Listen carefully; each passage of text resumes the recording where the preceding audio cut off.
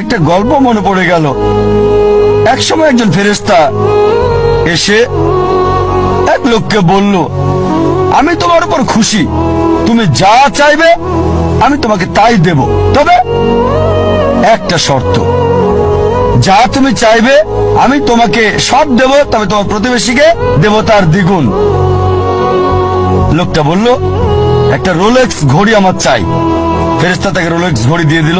প্রতিবেশী দুটো রোলেক্স ঘড়ি পেল। লোকটি বলল, একটা মার্সিডিজ গাড়ি আমার চাই।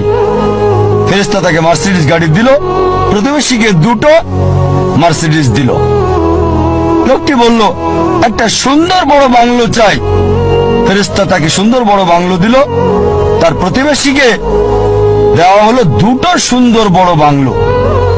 লোকটি পরে বলল, দয়া করে আমার শেষ ইচ্ছাটা তুমি পূরণ করে দাও।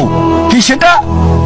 আমার একটা চোখ তুমি নষ্ট করে দাও, যাতে কিছু আমি চোখে না দেখতে পাই। চিন্তা করেন, সে তার নিজের চেয়ে প্রতিবেশীকে নিয়ে বেশি ব্যস্ত। তার জীবন সহজ কিন্তু জটিল সেটা ভাবছে না সে।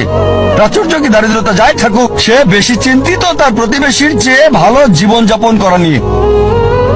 এ কারণেই সে ফেরেশতাকে বলল, আমার একটা চোখ নষ্ট করে দাও, যাতে প্রতিবেশীর দুটো চোখই নষ্ট হয়ে যায়।